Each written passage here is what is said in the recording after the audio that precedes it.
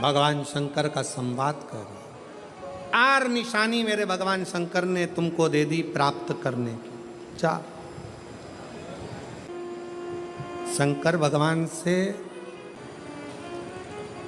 मिलने की 4 निशानियां सामने आती हैं। जब आप शिव महापुराण की कथा सुनते रहते हो, शिव जी के मंदिर जाते, 1 लोटा जल चढ़ाते, शंकर का भजन करते करते साल निकलते चले गए। साल। 4 निशानी मेरे भगवान शंकर ने तुमको दे दी प्राप्त करने की।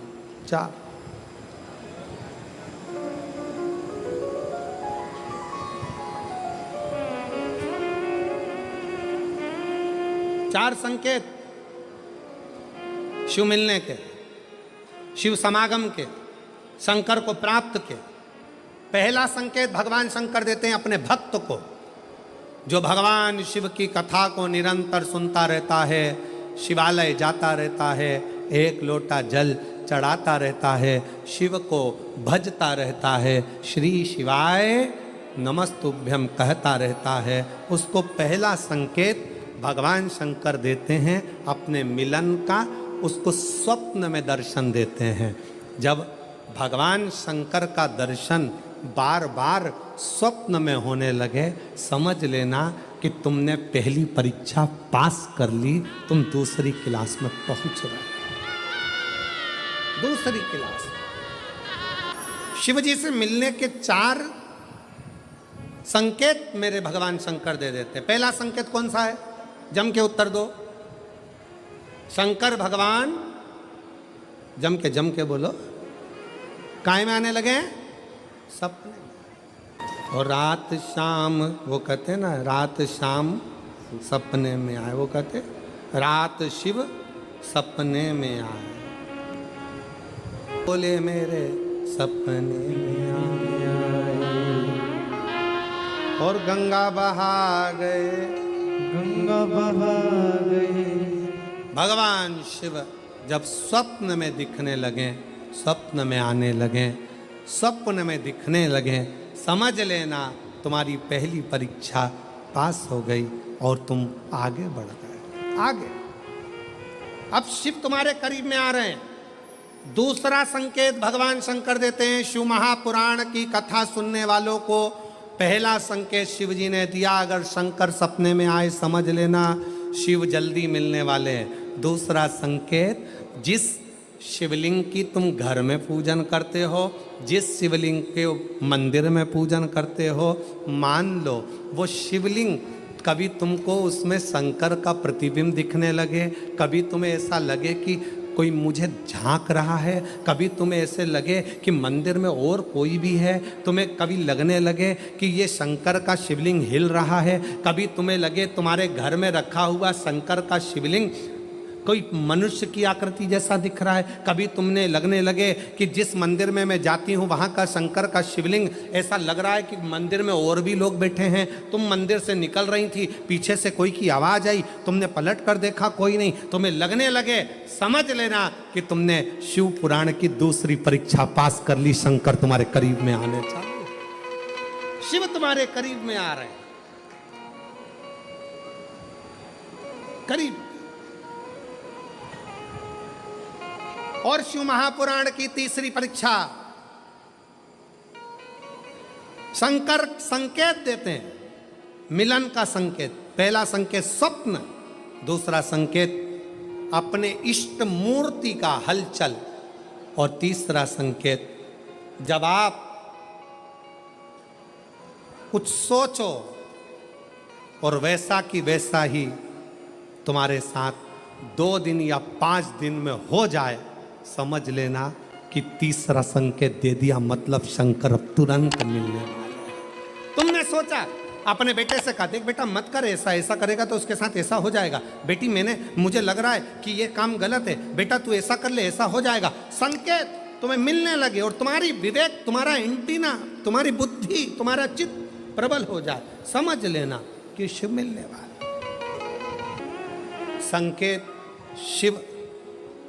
तीसरे नंबर का संकेत भगवान शंकर देते हैं, जब आप शंकर के मंदिर में जाकर बैठो या अपने पूजन के स्थल पर जाकर बैठो और शंकर जी से आप बात कर रहे हो और उसका जवाब शिव देना प्रारंभ कर दें, संकेत में देना चालू कर दे, समझ लो शिव मिलने वाला। चौथा संकेत, अब चतुर्थ नंबर का संकेत, और ये संकेत नहीं, ये शिव का मिलना है। जब ये 3 परीक्षा पास हो जाती है तो चौथे नंबर की परीक्षा पास करने की ज़रूरत नहीं पड़ती है।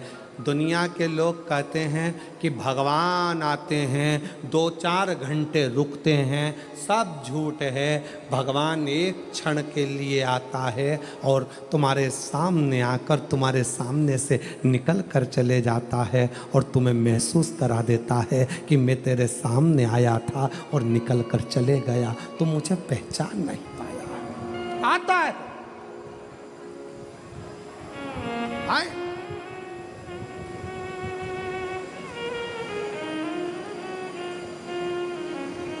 5 दिन की शिवपुराण चल रही है, सुबह से लेकर रात तक, रात से लेकर सुबह तक, सुबह से लेकर रात तक 5 दिन की यह शिवपुराण कल विराम हो जाएगी। कल तक में तुमने 5 दिन जो सवेरे भोजन से लेकर, नाश्ते से लेकर रात को सोने तक और सोने से सुबह तक, सुबह से फिर रात तक जो क्रम करा, 5 दिन का क्रम उठाकर देखना। अगर तुमने दिल से पंडाल में शिव महापुराण की कथा सुनी है तो श्रवण करने वाले को एक क्षण के लिए शंकर का दर्शन होता जरूर है, भले वो किसी अंश रूप में हो, वो होगा।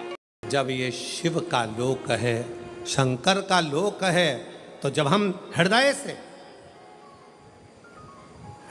जब भगवान शिव को पुकारते हैं तो एक क्षण के लिए शिव आता जरूर है। श्री शिवाय नमस्तु, चित्तवृत्ति में वही समाहित हो, वही। कोई पुण्य का भागी नहीं है, सबके सिर पर पाप की गठरिया। पार्वती अमरनाथ की गुफा में भगवान शंकर कहते हैं, संसार सागर में कलयुग में आपका जन्म हुआ है तो मस्तक पर पाप की गठरिया भरी पड़ी है। कोई तुमसे कहे कि हमारा श्राप लग जाएगा, बद्दुआ लग जाएगी, ये लग जाएगा, वो लग जाएगा, दुनिया के लोग तुम्हें डराएंगे, धमकाएंगे, डरने की जरूरत नहीं है।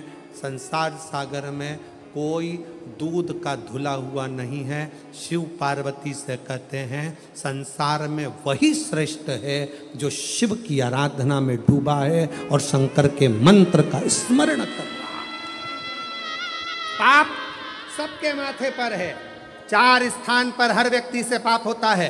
पहला, झाड़ू लगाते समय छोटे जीव मर जाते हैं, पाप माथे चढ़ जाता है। दूसरा, वस्त्र धोते समय, नहाते समय छोटे छोटे जीव मर जाते हैं, उसका पाप माथे चढ़ जाता है। तीसरा, अग्नि जलाते समय, भोजन बनाते समय, लाइट जलाते समय छोटे छोटे पतंगे मर जाते हैं, उसका पाप माथे चढ़ जाता है। चौथा, अपने घर से चलकर जब हम कहीं जाते हैं, अपने पाँव के नीचे छोटे छोटे जीव मर जाते हैं, उसका पाप माथे चढ़ जाता है। 4 स्थान पर हर व्यक्ति से पाप होता है।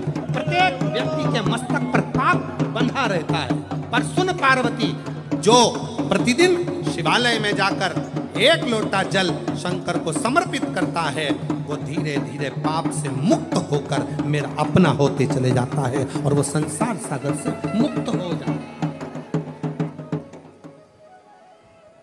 बहुत डराया गया संसार में, लोगों ने खूब डराया आप लोगों को, ऐसा मत करना पाप लग जाएगा, ऐसा मत करना पाप लग जाएगा, ये मत करना पाप लग जाएगा, भगवान को ऐसे भोग लगा दिया पाप लग जाएगा, भगवान को ऐसे जल चढ़ा दिया पाप लग जाएगा, भगवान को ऐसा कर दिया पाप लग जाएगा, भगवान को ऐसे प्रणाम कर लिया पाप लग जाएगा। शिव महापुराण ने सब कुछ समाप्त कर दिया। शिव महापुराण ने तो एक ही बात कही कि बच्चा गंदे नाली में गिर जाए, बच्चा गंदे पानी में गिर जाए, बच्चा गंदे कीचड़ में गिर जाए, उसको कोई नहीं उठाएगा, कोई गले से नहीं लगाएगा। बच्चा कीचड़ में गिरा हुआ केवल एक माँ और एक बाप होते हैं जो कीचड़ में गिरे हुए बच्चे के कपड़े नहीं देखते हैं, उसको गले से लगा लेते हैं। उसी तरह संसार में कितना भी पाप हो जाए, शंकर के मंदिर जाना मत छोड़ना, क्योंकि वो बाप ऐसा है कि तुम कितने भी पापी हो तो भी गले से लगाकर तुम्हें तार देगा, तो भी नकार दे।